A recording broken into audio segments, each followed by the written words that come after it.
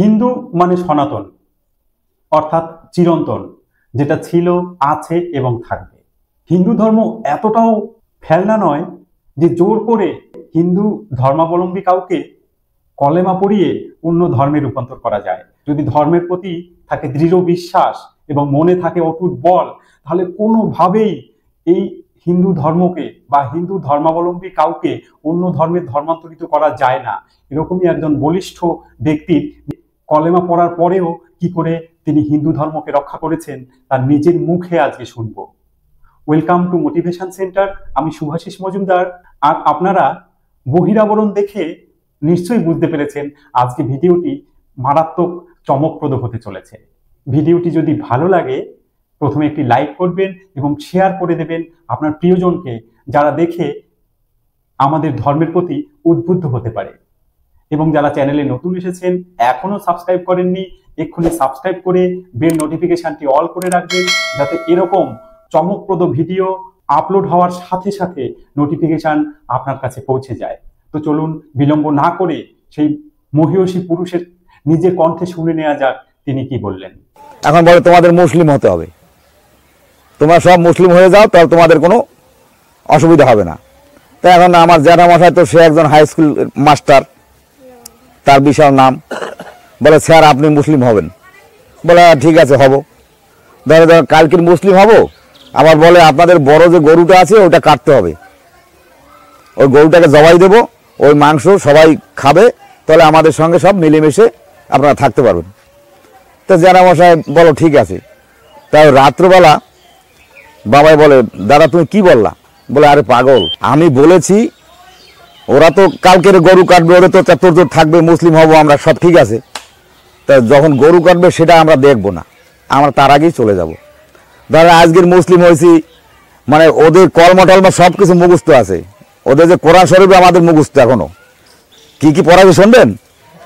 কলেমা তৈয়ব লা ইলাহা ইল্লাল্লাহু মুহাম্মাদুর রাসূলুল্লাহ, আল্লাহু আকবার, আল্লাহু আকবার, এরকম বলে এরকম নাচ পড়তাম, এরকম 3বার 4বার এরকম নুইতাম উঠতাম, আবার সেজদা দিতাম, আবার এরকম দোয়া দুরূদ পড়তাম, এই সব কিছু ঠিক আছে। আবার লঙ্গি, তারপর আমার নাম ছিল তাজউদ্দিন আহমেদ, আমিও মুসলিম হয়েছি।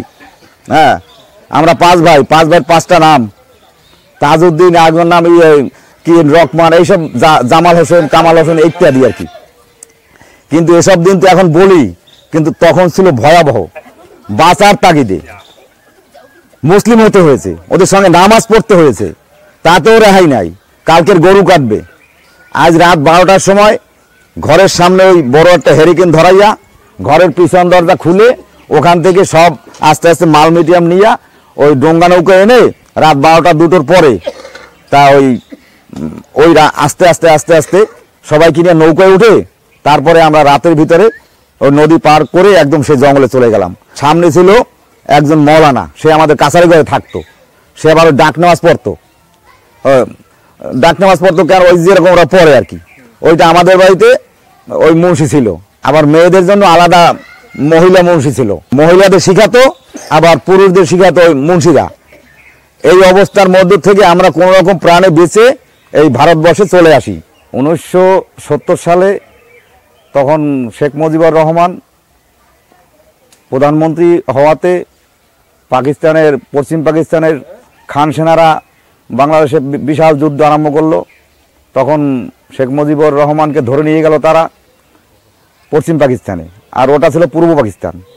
তখন আমি খুব ছোট, ক্লাস 2-এ পরীক্ষা দিয়ে 3-তে সবে উঠেছি। এত অত্যাচার হয়েছে, আমার মা বোনরা মানে যদি আমাদের ঘরে একটা বয়স্তা মেয়ে থাকতো তাদেরকে টেনে নিয়ে যেত মুসলিমরা। এই ভয়ের কারণে আমার এক পিসি ছিল, তাকে এই অবিবাহিত অবস্থায় মানে মাথায় ঘোমটা দিয়ে সিঁদুর দিয়ে কপালে, তারপরে তাকে সঙ্গে সঙ্গে নিয়ে গেছি। এমনকি ওই দেখা যায় যে ওই যে মুসলিমরা তেরে আসছে, এবারে আমাদের তাড়াতাড়ি ওই বেতঝুপা বাঁশ বাগান তার ভিতরে শুয়ে পড়তাম বাচ্চা কাচ্চা নিয়ে। হ্যাঁ, ওরা কি করতো, গোলাগুলি করতো মেশিন গান রাইফেল নিয়ে, সে কি বিভৎস চেহারা। এসব দেখলে পরে মানুষ এমনি ভয়ে আতঙ্কে মরে যাবে, সেই রকম একটা দৃশ্য। মানে ঘরের বউদের টেনে নিয়ে যাচ্ছে, কারো মেয়ে টেনে নিয়ে যাচ্ছে। আমাদের হয়তো 7 বার লুট হয়েছে, 7 বার। লাস্টের বারে লম্প ঝাঁটা এমনি আটি করে মাথায় করে নিয়ে চলে গেছে। বিশাল বড় ঘর ছিল, 28 জোড়া ছিল জালনা কপাট ঘরে। 7 বারের বার বোঝেন না, 7 বার লুট হওয়া চ্যাংরামি, মানে মুসলিমরা সব সর্বস্ব একদম সব কেড়ে করে নিয়ে গেছে। তারপরে এই অবস্থায় আমরা একবার এসেছিলাম বলেশ্বর নদীর এপারে, পশ্চিম পার বলে একটা জায়গা আছে, সে জঙ্গলে গিয়ে আশ্রয় নিয়েছি।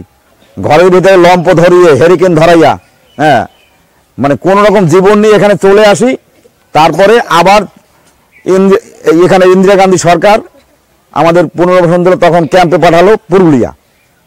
তো পুরুলিয়া ওখানে কিছুদিন থাকার পরে এই শুনলাম যে দেশ স্বাধীন হয়ে গেছে, মজিবা ফিরে আসছে। তখন তার 2-1 দিন পরেই আমরা যশোর বর্ডার থেকে আমরা চলে গেলাম ফের বাংলাদেশে। বাংলাদেশে যাওয়ার পরে কিছুই পাইনি যাইয়া, ধান গরু ছাগল যা ছিল সব কিছু ওরা নিয়ে ভক্ষণ করেছে। আর চাইতে বলে গেলে পরে মালাম তোরা আসছিস কেন, তোরা তো গেছিলি, তোদের এখানে কোনো থাকার জায়গা নাই, তোরা গেছিলি আবার চলে যা, নাহলে তোদের রাত্রে কুচাবো, এরকম মানে ভীষণ অত্যাচার। তা কয়েকদিন ছিলাম অত্যাচার সহ্য করে। তারপর সেই জায়গা জমি তো আর বেচতে পারি না, যা ছিল ভিটে মাটি যা ছিল ওখানে ফেলে দিয়ে আবার সেই 79 সালে এখানে চলে এসেছি। মানে যে কদিন ছিলাম আমরা ভালো ছিলাম না, রাতার মানে গালাগালি বিচ্ছিরি কথাবার্তা নোংরামি যত রকমের। রাত হলেই সন্ধ্যার পরে মানে মনে হয় কিন্তু ওই আসতেছে ওরা, এরকম আতঙ্কে দিন কাটাতাম, কোনো রকম সুস্থ ছিলাম না। তারপরে আমরা বললাম যে এখানে থেকে আর লাভ নেই, জীবন যদি চলেই যায় তাই জায়গা জমি দিয়ে কী হবে, ভিটে মাটি দিয়া, তার চেয়ে আমরা ভারতে যাই, ওখানে তো আর এই কথাটা কেউ বলবে না, ওখানে গিয়েই খেটে তো খেতেই হবে। তারপরে আমরা সর্বস্ব ত্যাগ করে আমরা এই ভারতে চলে আসি 79 সালে। সেই অবধি আমরা এখনো আসি। এই যারা দেখছেন তো আমরা সবাই নিষ্পেষিত, নির্যাতিত, মানে এখন যার যার মতো কিছু কিছু একটু মাটি কিনে কিনে হয়তো আমরা বসে আছি, এরও কোনো দলিল নাই, কাগজ নাই, কিছুই নেই, আমাদের কোনো সরকারি কোনো ডকুমেন্টই নাই। আমরা আছি এখানে, ওই ভোটার আছে, আধার কার্ড আছে, এই পর্যন্ত আমাদের প্রমাণ। কিন্তু এই যে সে যেটা এখন প্রধানমন্ত্রী যেটা সাধারণ মানুষের পূর্ববঙ্গের যে আমরা আছি যাদের জন্য যেটা করেছে, এটা যদি আমাদের প্রধানমন্ত্রী দেয় তাহলে আমি মনে করব যে আমরা সেই প্রধানমন্ত্রী আমাদের বাবা মা এবং তিনিই আমাদের রক্ষক, এছাড়া আমাদের আর বান্ধব নাই। যে সরকার আমাদের প্রধানমন্ত্রী যে জিনিসটা আমাদের পাশ করে সাধারণ মানুষের লক্ষ্যে যেটা করেছে, আমি বলবো এত তো প্রধানমন্ত্রী হয়ে গেছে এই মানে ভারতবর্ষে, কিন্তু এই সাধারণ মানুষের জন্য কোনো প্রধানমন্ত্রী আজ অব্দি তাকায়নি। আমরা যারা নিপীড়িত, অবহেলিত, নিষ্পেষিত, এদের জন্য আমাদের প্রধানমন্ত্রী যা করেছে বা করতে চেয়েছে, এই জন্য আমরা তাকে সাধুবাদ জানাই এবং আন্তরিক ধন্যবাদ।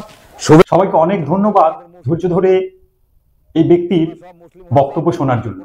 তো আপনারা বুঝতেই পাচ্ছেন যে হিন্দু ধর্ম এতটাও সহজ নয় যে কেউ কোনোভাবে কলেমা পড়িয়ে বা অন্য কোনোভাবে প্রভাবিত করে বা জোর খাটিয়ে ধর্মান্তর করে ফেলবে। এই ভিডিওটি পৃথিবীর সমগ্র হিন্দুদের কাছে পৌঁছে দিন, যাতে করে হিন্দু ধর্ম রক্ষার জন্য মানুষ কি করতে পারে সেটা সারা পৃথিবী জানতে পারে। তো এই ছিল আজকের ভিডিও। সবাইকে অনেক অনেক ধন্যবাদ। চোখ রাখুন পরবর্তী ভিডিওতে।